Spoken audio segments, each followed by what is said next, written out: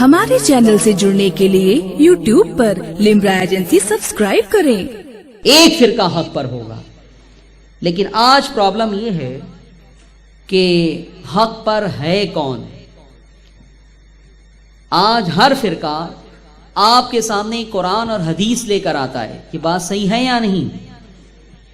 اہل حدیث فرقہ بھی آپ کے سامنے قرآن اور حدیث لے کر آتا ہے، دیوبندی فرقہ بھی آپ کے سامنے قرآن اور حدیث لے کر آتا ہے، تبلیغی جماعت والے بھی آپ کے سامنے قرآن اور حدیث لے کر آتے ہیں، اہل قرآن بھی قرآن اور حدیث لے کر آتے ہیں، حتیٰ کہ قادیانی جو کہ بالکل مرتد اور کافر ہیں، جن کے کفر میں کوئی شک ہی نہیں ہے، وہ بھی قرآن اور حدیث ہی لے کر آپ کے سامنے آتے ہیں۔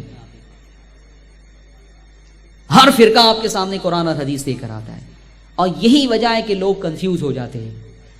جو لوگ بہت دیندار نہیں ہیں، دینی کتابوں کا مطالعہ نہیں کرتے ہیں، قرآن اور حدیث نہیں پڑھتے ہیں، وہ کنفیوز ہیں۔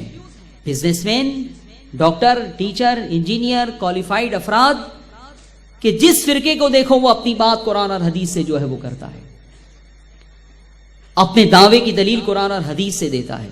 تو حق پر ہے کون؟ میرے عزیزوں اور میرے دوستوں، یہ بالکل وہی سچویشن ہے کہ آپ کے سامنے فرض کیجئے کہ دو فرد آ جائیں، ساجد اور ماجد،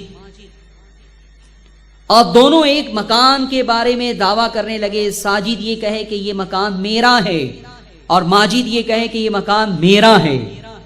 ایک ہی مکان کے اگر دو دعوے دار آپ کے سامنے آ جائیں تو آپ کیسے فیصلہ کریں گے بتائیے؟ آپ ڈاکومنٹس مانگیں گے نا، کاغذات مانگیں گے کہ کسی مکان کا پروف ہوا کرتا ہے، ثبوت ہوا کرتا ہے۔ ساجد سے کہیں گے اگر تم دعوے دار ہو تو تم لے کر آؤ، تمہارے پاس ہے کاغذات، پروف؟ ماجد سے کہیں گے کہ تم بھی جو ہے وہ کاغذات جو ہے وہ پیش کرو۔ فرض کیجئے کہ دونوں ساجد اور ماجد دونوں آپ کے سامنے جو ہے وہ پیپر لا کے رکھ دیں، ڈاکومنٹس لا کے رکھ دیں، کاغذات لا کے رکھ دیں، رجسٹری کا پیپر لا کے رکھ دیں، تو اب دونوں کے کاغذات کو دیکھ کر آپ چکرا جائیں گے یا نہیں چکرا جائیں گے؟ بولیے۔ اب آپ کی حالت خراب ہو جائے گی کہ اب آپ کیسے فیصلہ کریں؟ کاغذات دونوں طرف ہے، ڈاکومنٹس دونوں طرف ہے، اگرچہ آپ کو اس بات کا یقین ہے کہ ایک کا کاغذ سچا ہوگا، ایک کا جھوٹا ہوگا، ایک کا اوریجنل ہوگا، ایک کا بوگس ہوگا، لیکن اگر دونوں آپ کے سامنے رکھ دیں تو آپ تھوڑی دیر کے لیے چکرا جائیں گے یا نہیں چکرا جائیں گے؟ اب آپ کے لیے فیصلے کی کیا صورت ہوگی؟ اب آپ ان دونوں کو کہیں گے کہ تم یہیں بیٹھو، اب ہم وٹنس جمع کریں گے۔ کیا کریں گے؟ وٹنس جمع کریں گے، شاہدین سے ہم گواہی لیں گے۔ پھر وہ جو مکان ہے نا، مکان، اس کے اطراف میں جو بہت پرانے لوگ ہیں، زمانے سے اس مکان کے اطراف میں رہتے ہیں، ان کے پاس جا کے آپ پوچھیں گے کہ یہ مکان میں قبضہ کس کا ہے، ساجد کا ہے یا ماجد کا ہے؟ کس کو تم نے دیکھا رہتے ہوئے؟ اگر لوگ یہ گواہی دے دیں کہ ہم نے تو ایک زمانہ گزر گیا اس مکان میں ساجد کو رہتے ہوئے دیکھا ہے، یہ ماجد کو تو ہم نے کبھی نہیں دیکھا، نام بھی ہم نے نہیں سنا، اگر اس طرح کی بہت ساری گواہیاں جمع ہو جائیں تو پھر ڈاکومنٹس کے باوجود، کاغذات سامنے ہونے کے باوجود آپ یہ فیصلہ کر لیں گے یا نہیں کہ ساجد کا مکان ہے، ساجد کا قبضہ ہے، اس کے ڈاکومنٹس اوریجنل ہیں اور ماجد کے ڈاکومنٹس بوگس ہیں اور جعلی ہیں اور یہ جو ہے وہ جھوٹا ہے؟ ایسی حالت میں وٹنس کی بنیاد پر فیصلہ کیا جاتا ہے۔ میرے عزیزوں اور میرے دوستوں، اب میں آپ کو بتاؤں کہ جب ہر فرقہ آپ کے سامنے جو ہے وہ قرآن لے کر آ جائے، حدیث لے کر آ جائے، آپ کی کیفیت وہی ہو جائے جو ساجد اور ماجد کا جو ایک میں نے جو ہے وہ ایک مثال دی ہے، اسی کیفیت سے اگر آپ دوچار ہو جائیں کہ سب کے پاس قرآن ہے، سب کے پاس حدیث ہے، تو اب آپ کیسے پہچانیں گے کہ کون حق پر ہے اور کون باطل ہے؟ ایک بات اور بتا دوں، قرآن نے بھی اس حقیقت کو بیان کیا ہے۔ قرآن فرماتا ہے یضل بہ کثیرا ویہدی بہ کثیرا، کہ یہی قرآن اور اس کا مضمون ہے کہ جس سے اللہ تعالیٰ بہت لوگوں کو جو ہے وہ گمراہ کرتا ہے اور بہت لوگوں کو ہدایت دیتا ہے. تو قرآن سے لوگ گمراہ بھی ہو سکتے ہیں اور ہدایت یافتہ بھی ہو سکتے ہیں.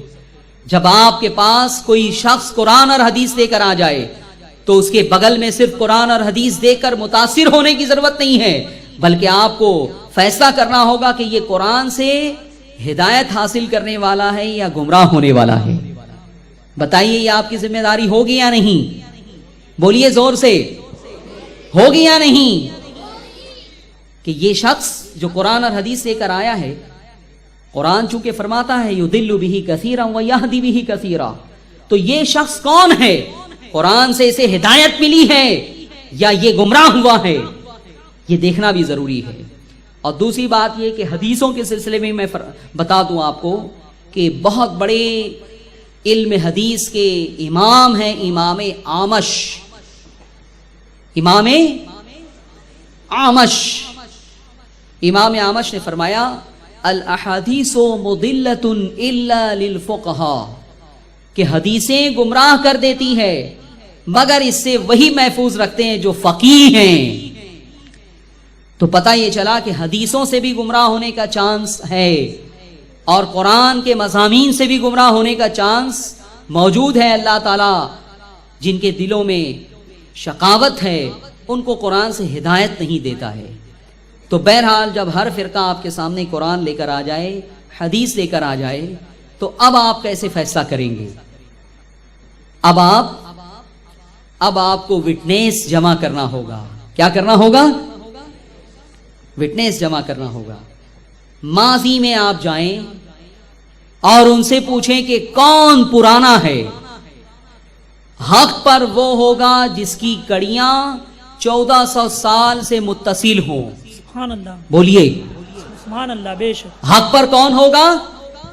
جس کی کڑیاں 1400 سال پرانی ہو، متصل ہو. اس لیے کہ حق کی بنیاد آقا علیہ الصلوۃ والسلام کے دور میں پڑ چکی. سب سے پہلا فرقہ، سب سے پرانا فرقہ جس کے بارے میں آقا نے فرمایا کہ ما انا علیہ و اصحابی، کہ میں اور میرے صحابہ جس جماعت پر ہیں وہ حق پر ہوگی. تو پتا چلا کہ حق پر وہ ہوں گے جو 1400 سال پرانے ہوں گے. سبحان اللہ. نعرہ تکبیر، نعرہ رسالت، نعرہ رسالت، علماء اہل سنت، علماء اہل سنت، نعرہ تکبیر، نعرہ رسالت. تو آپ کو یہ بات تو تسلیم کرنی ہوگی کہ حق پر وہ ہوگا جس کی کڑیاں 1400 سال سے جڑی ہوئی ہوں گی، ملی ہوئی ہوں گی، جس کا وجود ہر دور میں پایا جاتا ہو، عہد نبوت تک ہر دور میں جس کا وجود پایا جاتا ہو. تو اب آپ کو یہ دیکھنا ہوگا کہ جو حق پر ہیں، ہم کہتے ہیں ہم حق پر ہیں، اہل حدیث کہتے ہیں ہم حق پر ہیں، دیوبندی علماء کہتے ہیں ہم حق پر ہیں، تبلیغی کہتے ہیں ہم حق پر ہیں، اہل قرآن کہتے ہیں ہم حق پر ہیں، قادیانی کہتے ہیں ہم حق پر ہیں، اور ہمارا دعویٰ یہ ہے کہ ہم حق پر ہیں. تو اب ہمیں یہ دیکھنا ہوگا کہ ان تمام فرقوں میں اس دور میں یہ جو فرقے ہیں، اب ہمیں کونوا مع الصادقین کا جو امر ہے کہ سچوں کے ساتھ ہو جاؤ، تو سچوں کے ساتھ ہونے کے لیے کس کے ساتھ آپ ہوں گے؟ دیوبندیوں کے ساتھ ہوں گے، اہل حدیث کے ساتھ ہوں گے، قادیانیوں کے ساتھ ہوں گے معاذ اللہ، تبلیغی جماعت کے ساتھ ہوں گے، یا سنیوں کے ساتھ ہوں گے؟ سچوں کو پہچاننا، سچوں کی معرفت حاصل کرنا، اس کے بعد سچوں میں ہو جانا، یہ آپ کی ذمہ داری ہے. قرآن نے یہ ذمہ داری آپ کے اوپر ڈالی ہے. بے شک سبحان اللہ. آپ کیا سمجھتے ہیں صرف نماز پڑھ لو، روزہ رکھ لو، بس ذمہ داری پوری ہو گئی کلمہ پڑھنے کی؟ نہیں. اس دور میں چونکہ 72 فرقوں کی آپ نے جو پیشن گوئی فرما دی ہے، اس لیے ہمارے دور میں یہ سارے فرقے پائے جا رہے ہیں. اس لیے تمہیں جو ہے معرفت حاصل کرنا ضروری ہے کہ حق پر ہے کون. آپ کی کوشش یہ ہونی چاہیے کہ میں اس میں شامل ہو جاؤں جس کے بارے میں سرکار نے فرمایا ما انا علیہ و اصحابی، کہ جس پر میں ہوں اور میرے صحابہ ہیں. تو پرانا فرقہ 1400 سال سے جس کی کڑیاں ملی ہوئی ہوں وہ حق پر ہوگا، اہل سنت و جماعت. سبحان اللہ، سبحان اللہ. اور اب پرانا ہے کون؟ دیکھیے اگر قرآن اور حدیث سے بات کی جائے تو لوگ مانتے نہیں ہیں. میں دلیل دوں کہ حضور علیہ الصلوۃ والسلام کو علم غیب ہے، یہ قرآن کی آیت ہے. دیوبندی کہیں گے، وہابی دیوبند اہل حدیث کہیں گے کہ اس آیت کا یہ معنی نہیں ہے، اس آیت کی یہ مراد نہیں ہے. ہم حدیث کو دلیل کے طور پہ پیش کریں گے، وہ انکار کر دیں گے، وہ کچھ دوسری حدیثیں پیش کریں گے. تو اس سے فیصلہ نہیں ہو پا رہا ہے، اس سے فیصلہ نہیں ہو پا رہا ہے. اب ہمیں فیصلہ کرنے کے لیے، وٹنس جمع کرنے کے لیے ماضی میں جانا ہے. آپ میرے ساتھ سروے کرنے کے لیے چلیں گے؟ زور سے بولیے، انشاءاللہ. ہاتھ اٹھائے کتنے لوگ چلیں گے؟ جو پرانا ہوگا وہ حق پر ہوگا. اگر آج کوئی انکار کر دے کہ مسلمانوں کا کبھی دور نہیں رہا ہندوستان میں، آج ہماری حکومت نہیں ہے، 200 سال سے بھی زیادہ عرصہ گزر گیا، ہماری حکومت اس ملک میں نہیں ہے، لیکن اگر کوئی چیلنج کر دے کہ تمہاری حکومت کبھی نہیں تھی، تو ہم ماضی میں جائیں گے یا نہیں جائیں گے؟ جائیں گے. ہم سوال کریں گے یا نہیں ان منکروں سے کہ تاج محل کس نے بنایا، قطب مینار کس نے بنایا، یہ جو اورنگ آباد میں بی بی کا مقبرہ ہے یہ کس نے بنایا؟ یہ ساری علامتیں، آثار، یہ علامت ہوں گی، گواہ ہوں گی، آثار ہوں گے، دلیل ہوں گے کہ ماضی میں ہماری حکومت تھی. بے شک. اسی طرح سے اب ہمیں جو ہے وہ جائزہ لینا ہے. ہم ماضی میں جائیں گے اور دیکھیں گے کہ پرانا ہے کون.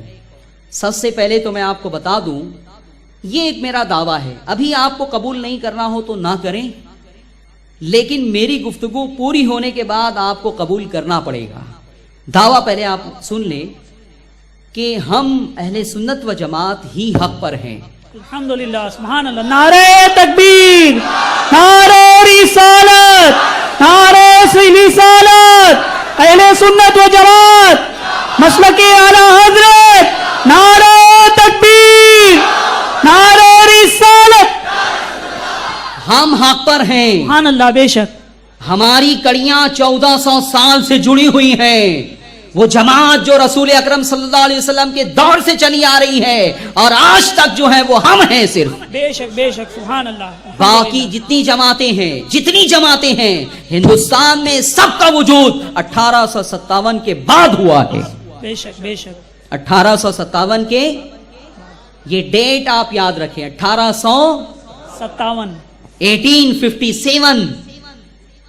اگر آپ 1857 سے پہلے جا کر دیکھیں گے تو آپ کو نہ علماء دیوبند ملیں گے، نہ علماء اہل حدیث ملیں گے، نہ قادیانی ملیں گے، نہ تبلیغی ملیں گے. جو ملیں گے یا تو شیعہ ملیں گے یا سنی ملیں گے آپ کو. سبحان اللہ. لیکن ابھی ہو سکتا ہے کوئی انکار کرے کہ نہیں یہ غلط بات ہے یوسف رضا تمہاری، لیکن میں اب دلائل کے ذریعے سے اسے ثابت کروں گا. آپ کو میں ماضی کے مشاہدات کرواؤں گا، آثار دکھاؤں گا ہمارے حق پر ہونے کے، اور جسے سننے کے بعد آپ کا ایمان تازہ ہو جائے گا. سبحان اللہ. سبحان اللہ. اس میں ہو سکتا ہے کچھ دیوبندی حضرات بھی ہوں، اہل حدیث حضرات بھی ہوں. میں ان سے دوستانہ پیرائے میں کہوں گا کہ بھائی قرآن اور حدیث کو لے کر جھگڑا بہت ہو چکا. دلیل قرآن اور حدیث سے وہ بھی دے رہے ہیں، ہم بھی دے رہے ہیں، سب دے رہے ہیں، فیصلہ نہیں ہو پاتا، کنفیوژن دور نہیں ہوتا. اس لیے آؤ تاریخ کی بنیاد پر ہم دیکھیں کہ کس کی کڑیاں 1400 سال سے ملی ہوئی ہیں. آؤ پھر اس کے بعد اگر ہماری ملی ہوئی نظر آ جائے تو امت میں اتحاد کی صورت یہ ہے کہ جتنی نئی دکانیں کھلی ہیں سب کو لاک کر دیا جائے، تالا لگا دیا جائے، پرانے مکان میں، پرانی دکان میں سب آ جائیں، امت میں اتحاد ہو سکتا ہے. سبحان اللہ. نعرہ تکبیر، نعرہ رسالت، نعرہ رسالت، مجاہد سنیت، مسلک اعلی حضرت. اب آثار، میرے عزیزوں، میرے دوستوں، یہ جو قبر کے اوپر گنبد بنایا جاتا ہے، اگر آپ پوچھیں علماء دیوبند سے کہ کسی ولی کی قبر پہ، کسی نبی کی قبر پہ گنبد بنانا جائز ہے یا نہیں، تو علماء دیوبند کا بھی فتویٰ ہوگا کہ یہ حرام ہے. علماء اہل حدیث بھی کہیں گے کہ یہ حرام ہے، لیکن صرف ہمارا فتویٰ ہے علماء اہل سنت کا کہ کسی ولی، کسی بزرگ کی قبر پہ گنبد بنانا جائز. ماشاء اللہ، آپ نے پہلے ہی کہہ دیا. صرف ہمارا فتویٰ ہے کہ گنبد بنانا جائز ہے. اب میرے عزیزوں اور میرے دوستوں، دو موقف آپ کے سامنے آ گئے، ایک ناجائز کا اور ایک جائز کا. کوئی یہ نہ سمجھے کہ یوسف رضا یہ جائز ناجائز پھر تم لا کے جو ہے وہ دلیل دینا. میں دلیل نہیں دے رہا ہوں، ابھی میں اپنی کوئی بات ثابت کرنے کے لیے قرآن اور حدیث آپ کے سامنے پیش نہیں کروں گا. میں صرف اس لیے پیش کروں گا کہ پرانا کون ہے وہ تمہیں دکھا دوں. پرانا کون ہے؟ آپ اگر علماء اہل حدیث سے پوچھیں کہ قبر پہ گنبد بنانا جائز ہے یا نہیں تو کہیں گے حرام ہے، بلکہ وہ تو بہت شدت کے ساتھ اسے حرام قرار دیتے ہیں. اگر آپ علماء دیوبند سے پوچھیں کہ قبر پہ گنبد بنانا جائز ہے یا حرام، وہ کہیں گے حرام ہے. لیکن علماء اہل سنت کہتے ہیں کہ کسی نبی، کسی ولی کی قبر پہ گنبد بنانا جائز ہے. میرے عزیزوں اور میرے دوستوں، اب ہم ماضی میں چلتے ہیں. اب ہم فیصلہ کروائیں گے کون پرانا ہے. ہمارے نبی کی قبر کے اوپر جو گنبد بنا ہے، گنبد خضرا سے ہم فیصلہ کروائیں گے. سبحان اللہ، سبحان اللہ. کہ اے گنبد خضرا بتا، تیرا بنانا حرام ہے، تیرا بنانا ناجائز ہے. تو 7 صدیاں گزر گئی، 700 سال گزر گئے. 700 سال کے پہلے کے مسلمانوں نے تجھے کیوں بنایا جبکہ تیرا بنانا حرام و ناجائز تھا؟ تو گنبد خضرا جواب دیتا ہے، نہیں نہیں، جس وقت مجھے لوگوں نے بنایا اس وقت ناجائز کہنے والا کوئی تھا ہی نہیں. جو تھے وہ جائز سمجھتے تھے اور جائز سمجھ کے انہوں نے بنایا ہے. نعرہ تکبیر، نعرہ رسالت، نعرہ رسالت، علماء اہل سنت، مجاہد سنیت، نعرہ تکبیر، نعرہ رسالت. گنبد خضرا جواب دیتا ہے کہ جس وقت مجھے بنایا گیا 700 سال پہلے کوئی عالم نہ تھا، کوئی مفتی نہ تھا، کوئی فقیہ نہ تھا، کوئی مجتہد نہ تھا جس نے حرام ہونے کا فتویٰ دیا ہو. یہ حرام والے فتوے تو بعد میں جو ہے جاری ہوئے. پہلے جو لوگ تھے، جو مسلمان تھے، وہ جائز سمجھتے تھے اور دلائل کی بنیاد پر جو ہے انہوں نے جائز سمجھا ہے اور اسی لیے بنایا ہے. اور 700 سال کا عرصہ گزر گیا، کسی فقیہ نے، کسی مفتی نے یہ نہیں کہا. سب حاضری دیتے تھے مدینہ، سبحان اللہ، بے شک سبحان حج کے لیے جاتے تھے، سب جاتے تھے مدینہ. لیکن ایک فقیہ کا تم فتویٰ دکھا دو، ایک محدث کا قول دکھا دو، ایک مجتہد کا جو ہے وہ کی رائے دکھا دو کہ یہ گنبد خضرا نبی کی قبر پہ جو بنایا گیا ہے یہ حرام ہے، یہ ناجائز ہے. ایک فقیہ کا قول بھی تم نہیں دکھا سکتے. پتہ یہ چلا کہ آج جو ہمارا نظریہ ہے 700 سال پہلے کے مسلمانوں کا بھی وہی نظریہ تھا. سبحان اللہ، سبحان اللہ، سبحان اللہ. آپ اندازہ کریں، جو دیوبندی حضرات ہوں میں ان سے کہوں گا انصاف کے ساتھ غور کریں، اہل حدیث بھی غور کریں کہ اس وقت اگر سب کے سب اہل حدیث ہوتے، سب کے سب دیوبندی ہوتے تو کیا وہ حرام سمجھتے ہوئے گنبد خضرا بناتے؟ کیا بات. بناتے؟ اس وقت عرب و عجم میں جو مسلمان تھے وہ کون تھے؟ سنی تھے. بولیے، سنی تھے. سنی تھے، سنی تھے. پھر اس کے بعد صرف گنبد خضرا کی بات نہیں ہے میرے عزیزوں اور میرے دوستوں، گنبد بہت بنائے گئے ہیں. خواجہ غریب نواز علیہ الرحمہ کے وصال کو 800 سال گزر گئے ہیں. بتاؤ گنبد بنانے والے بریلوی تھے، سنی تھے یا دیوبندی تھے یا اہل حدیث تھے؟ کون تھے؟ قطب الدین بختیار کاکی کی قبر پر صدیاں گزر گئی، گنبد بنایا گیا. حضرت نظام الدین اولیاء کی قبر پر صدیاں گزر گئی، گنبد بنایا گیا. اسی طرح سے حضرت داتا گنج بخش کے قبر پر صدیاں گزر گئی، جو ہے وہ گنبد بنایا گیا. حضرت بابا فرید گنج شکر کی قبر پہ گنبد بنایا گیا. حتیٰ کہ امام بخاری کی قبر پہ گنبد بنایا گیا. بتاؤ وہ بنانے والے دیوبندی تھے یا اہل حدیث تھے؟ ہو سکتا ہے اہل حدیث بنائیں، پاسبل ہے، ہو سکتا ہے دیوبندی بنائیں. کیوں بنایا؟ یہ صدیوں پہلے کے جو مسلمان تھے وہ کیوں بناتے تھے؟